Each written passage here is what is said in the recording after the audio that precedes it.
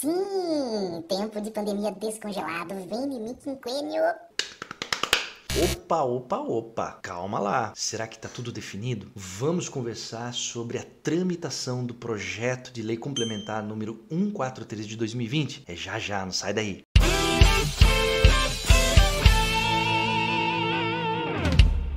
Olá, meu nome é Alan, eu sou escrevente no ofício do júri Execuções Criminais aqui da comarca de Piracicaba. Lembrando que, após a excelente live com o Demerson Dias, da Justiça Federal, que está disponível na íntegra aqui no canal, o GT de Planos, Cargos, Carreiras e Salários do Comando Estadual de Mobilização vai realizar um encontro para dar prosseguimento nas discussões sobre o tema. Então já anota aí na sua agenda. Esse encontro vai rolar no dia 13 de setembro, às 10 horas da manhã, e vai ser virtual.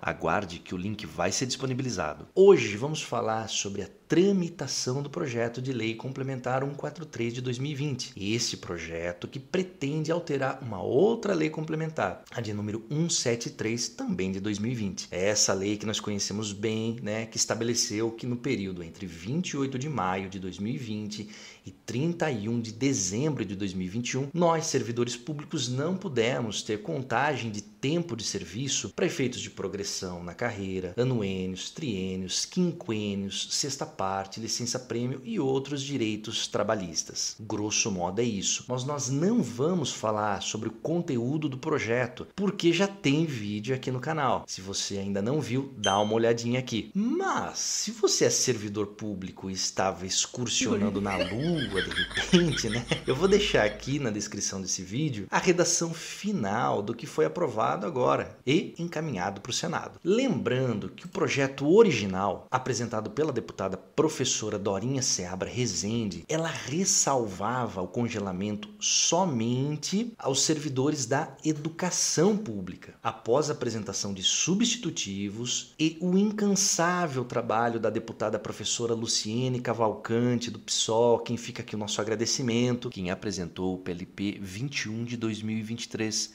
que estendeu a possibilidade do descongelamento a todos os servidores públicos. A redação final do projeto ela poderá beneficiar a todos nós servidores públicos que trabalhamos na época da pandemia. E aí a primeira pergunta que vem, por que lei complementar? Por que o projeto tem que ser de uma lei complementar e não de uma lei ordinária? Lei ordinária que é mais fácil a aprovação. Aqui a resposta é simples. A Constituição, a depender da matéria que se pretende aprovar, ela determina que seja por lei complementar que tem um quórum diferenciado. E olha, com relação à tramitação dos projetos de lei, existem especificidades a depender da matéria trazida por cada projeto, mas nós vamos nos ater àquilo que nos interessa, que é o PLP 143, beleza? Aliás, quando eu falo PLP, entenda, projeto de lei complementar. É que nas casas de lei, projetos de lei complementar recebem essa sigla, PLP. Preste muita atenção nesse primeiro momento, porque via de regra, ele não é amplamente divulgado. O que vemos na mídia é a votação. E aí nós nos perguntamos, mas por que demora tanto para chegar até esse momento da votação? Eu vou te explicar agora. Quando um projeto de lei ele é apresentado, a Secretaria-Geral da Mesa define por quais comissões ele deve ser analisado. A primeira comissão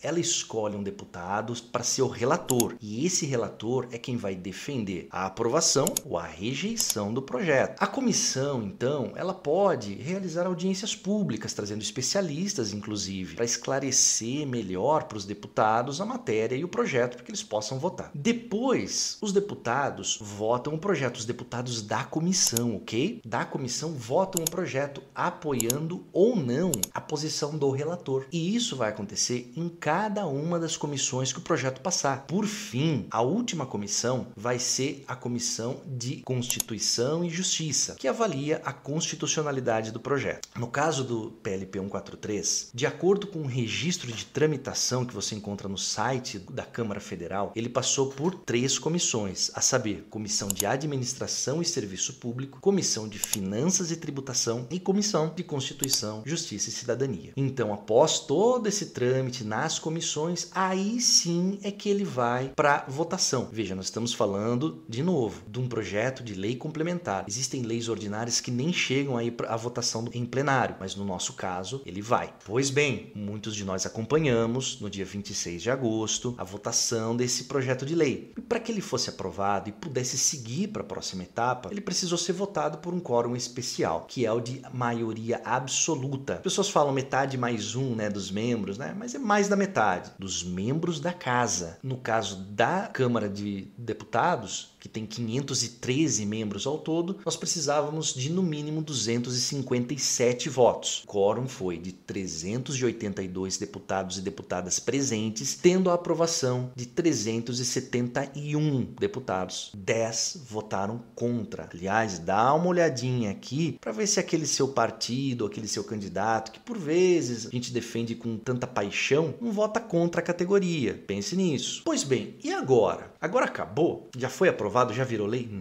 Não, meus caros. Agora, há necessidade do projeto tramitar no Senado Federal, a Casa Revisora. Um projeto que nasce na Câmara dos Deputados tem como Casa Revisora o Senado. Se o projeto tivesse nascido no Senado, a Casa Revisora seria a Câmara. No Senado, o processo se reinicia. É muito semelhante ao que passou na Câmara. Então veja só, a tramitação agora no Senado pode ter basicamente 3 possíveis desdobramentos. Acompanhe comigo. A primeira possibilidade lá no Senado, depois de passado pelas comissões e discutido e tudo mais, vai para votação e aí o Senado aprova sem nenhuma alteração. Se o Senado fizer isso, o texto original, do jeito que veio lá da Câmara, vai para sanção ou veto do presidente da República. Esse é o primeiro cenário. Segundo cenário, o Senado aprova, porém com emendas, faz modificações no projeto que veio da Câmara. E aí, o que acontece? E aí o projeto volta para a Câmara para os deputados apreciarem essas alterações que foram feitas por meio de emendas. E nesse caso, a palavra final vai ser da casa iniciadora, ou seja, da Câmara. Portanto, se a Câmara rejeitar as emendas propostas pelo Senado, o projeto original, aquele texto original, segue para sanção ou veto presidencial. Se a Câmara aprovar as emendas, esse texto emendado segue para sanção ou veto presidencial. Esse, então, é o segundo cenário. E o terceiro cenário, o que pode acontecer lá no Senado? O Senado pode rejeitar o projeto. E se ele for rejeitado, o projeto é arquivado. Pois bem, e aí acaba? Não tem mais o que fazer? Tem. O artigo 67 da Constituição traz uma regra que diz o seguinte, que a matéria constante de um projeto de lei rejeitado só poderá constituir objeto de um novo projeto na mesma sessão legislativa mediante proposta da maioria absoluta dos membros de qualquer das casas do Congresso Nacional. Ok? Esse é o terceiro cenário, portanto. E a última etapa, no caso de aprovação, é a sanção ou veto presidencial. Se o presidente da República